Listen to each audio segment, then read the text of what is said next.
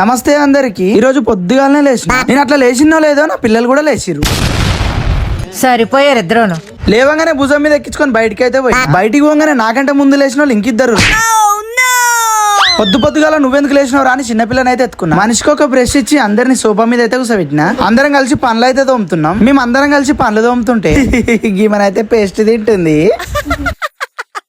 ఇక కుందని సక్క పనులు తోముతలేదని చెప్పి ఇక కుందానికి రప్పరప్ప నేనే పనులు అయితే తోమినా. ఆ తర్వాత నేను మంచిగా ముఖం అయితే కడుక్కున్నా. నాతో పాటు నా పిల్లలు కూడా కడుక్కుర్రు. ఇక ఆ తర్వాత ఇంట్లో కూర్చొని చాయ్ పోసుకొని డబ్బు రొట్టె తీసుకొని తోసులు తీసుకొని మంచిగా తిన్నాం.